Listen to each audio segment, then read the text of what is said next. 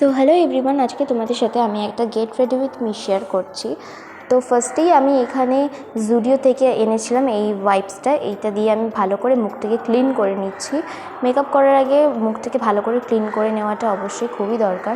তো তারপরেই আমি একটা ময়শ্চারাইজার মেখেছিলাম, কিন্তু সেটার ক্লিপ আমার নেওয়া হয়নি। তো তারপরেই মেখে নিলাম আমি ফাউন্ডেশন, NYBের ফাউন্ডেশন আমার শেডের।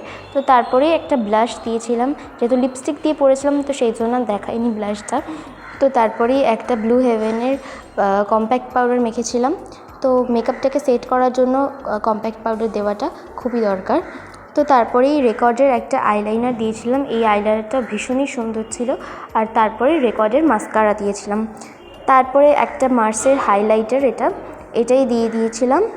তো তারপরেই হচ্ছে লিপস্টিক, এটাই সবথেকে আমার ভালো লাগে, মেকআপের সবথেকে পছন্দের পার্ট এটা আমার। তো মেবলিনের একটা লিপস্টিক, এটা শেডটা আমার এখন মনে পড়ছে না। তো তোমরা যদি জানতে চাও আমাকে কমেন্ট করো, আমি তোমাদের জানিয়ে দেবো শেডটার কালার কী।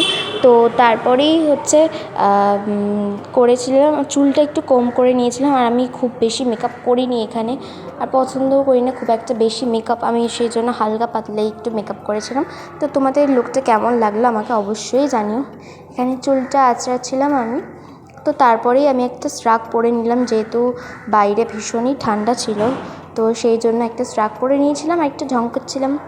তারপরে এখানে আমি আমার দিদি একটা আমাকে পারফিউম দিয়েছিল, তো সেই পারফিউমটাই আমি ইউজ করে নিলাম ভালো করে।